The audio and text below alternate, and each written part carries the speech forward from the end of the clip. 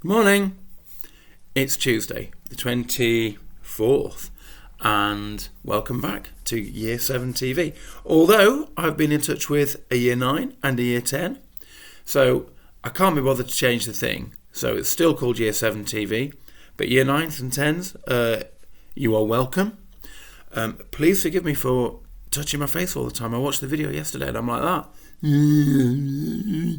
What am I touching my face for? It's alright, innit? It's not like my skin's peeling off or anything like that. I've got some horrendous rash. I'm doing it again. Mind you, that's to sort of push my double chin in. I'm going to get one of those, a camera that's sort of up there, so that it's like a sort of, look at that, that's better, look. See, and then I'll pout or something. Like all you lot do when you take your selfies. But until then, I'm down here. Right. So, thank you very much for people who've been in touch. Lots of you. Olivia, Tom, Mia, Jasmine in Year 10, and who else? I think that's about it. Well, and a few more. Hello, Joy, if you're watching. And thank you for telling me what you're reading.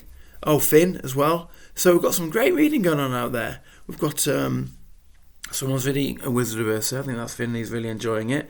Today's prize goes to Mia, who's reading a Beryl Bainbridge book called Every Man for Himself, and it's all about the Titanic. And hats off to her, because what a book that is.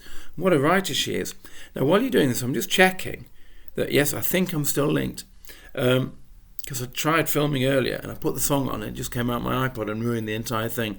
So today we're going to start off with a song that is, it's got a literary reference to it, so it does link to what we're going to be talking about for 5 minutes. And also it's a bit of a mums and dads section, because apparently some mums and dads have been looking. Hello mums and dads, and you're probably sat around the house twiddling your thumbs like we all are as well.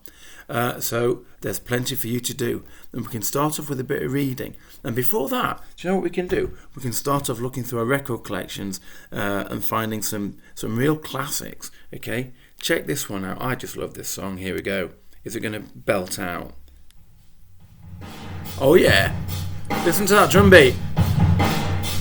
Oh, what a start to the day!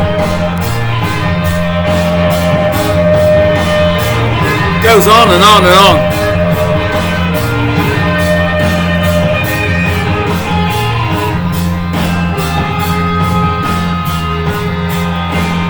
Oh. This teaches children patience, because it goes on and they just have to wait for it. It's like watching an old-fashioned film, you know? It doesn't start off with boom, bang, someone gets their head cut off, big machine gun. It just builds slowly.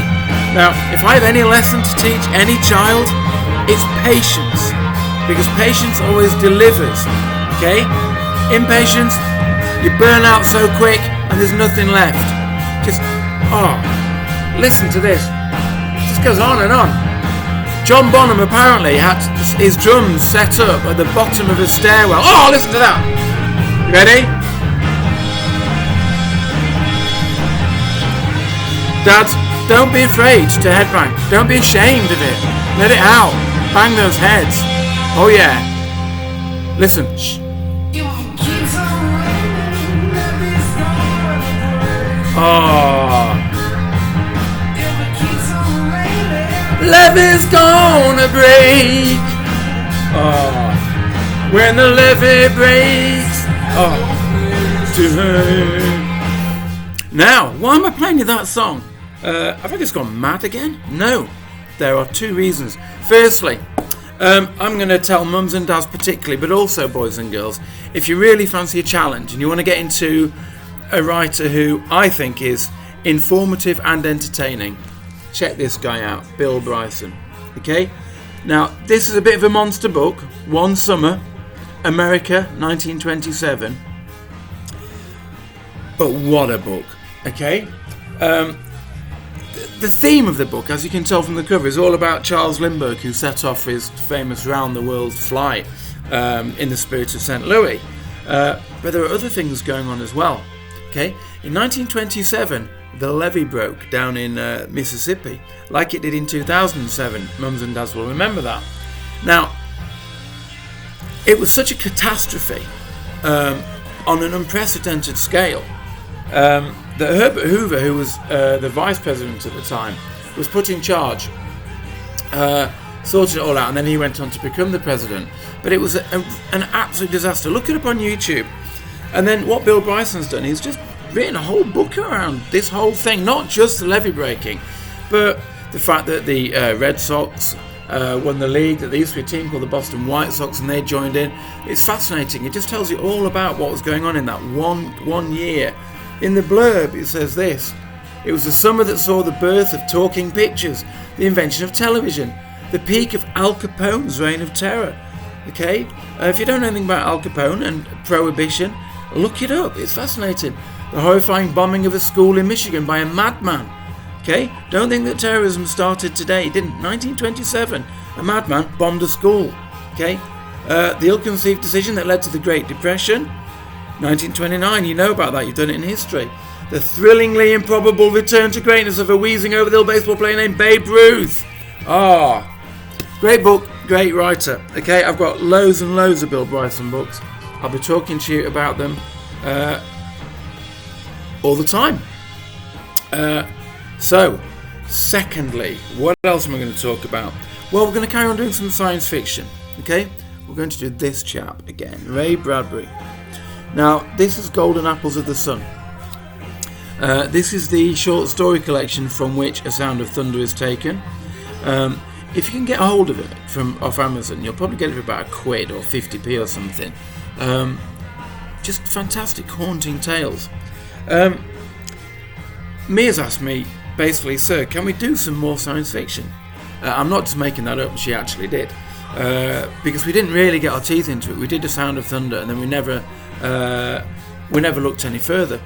So what I want you to do first, before you do anything, is